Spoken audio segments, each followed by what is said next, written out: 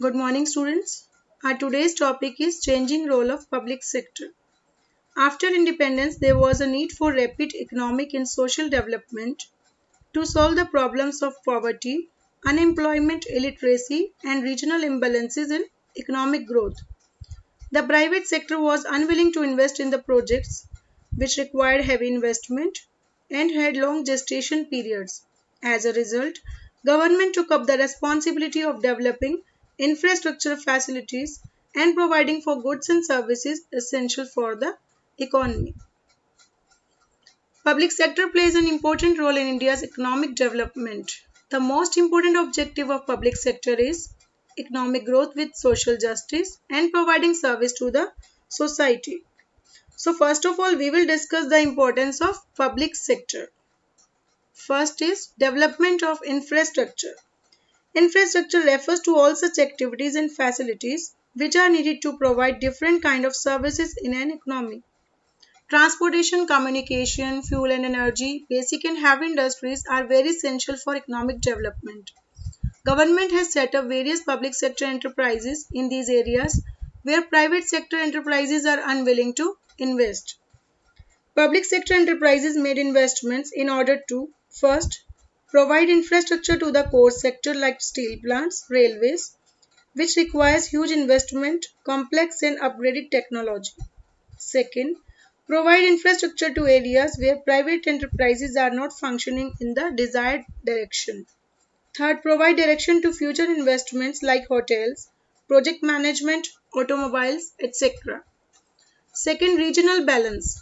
To maintain balanced regional development, the government has taken initiative to start a number of public sector units in backward areas. For example, four major steel plants were set up in the backward areas to foster the economic development and provide employment to the workforce. Third, economies of scale. Government has set up large-scale industries in public sector to take advantages of economies of scale. For example, electric power plants, petroleum refinery, telephone industries, etc.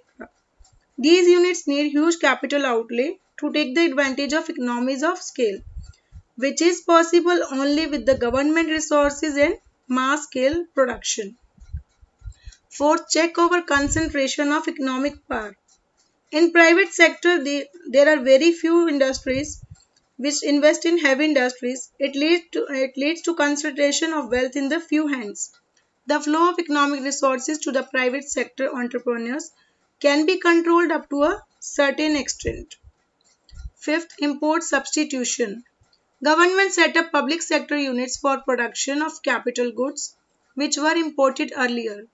Several public sector companies are producing goods on a large scale, thus playing an important role in expanding exports of the countries also. So these are the important of public sectors. Now, what is the government policy towards public sector since 1991? Government of India introduced four major reforms in the public sector through the industrial policy in 1991. These are: first, restructure and revive potentially viable public sector undertakings. Second, close down PSUs which cannot be revived. Third, bring down government equity in all non-strategic PSUs to 26% or lower if necessary. Fourth, protect the interest of the workers.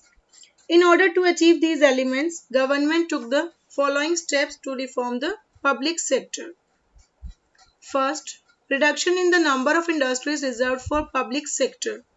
17 industries were reserved for public sector as per the Industrial Policy 1956, but it has been reduced to 8 industries in 1991 and again to 3 industries in 2001. They are atomic energy, arms and rail transport. The public sector played a vital role in the economic development, but private sector is also capable of contributing to the economic growth. So both are complementary parts. Both are needed in the progress of the nation. Second, disinvestment. What is the meaning of disinvestment? It refers to selling a part or the whole of shares to public sectors of public sector to private sector.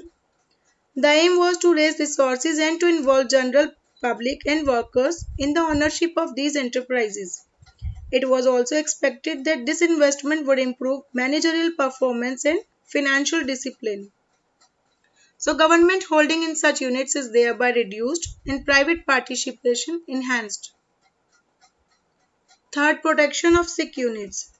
Highly sick units which are unlikely to be revived will be referred to the Board for Industrial and Financial Reconstruction, that is BIFR.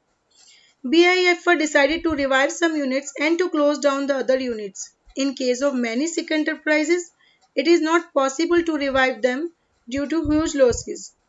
So there was a lot of opposition from the workers of the units which were to be closed down. For this, a national renewal fund was set up by the government to retrain labor and to provide compensation to public sector employees.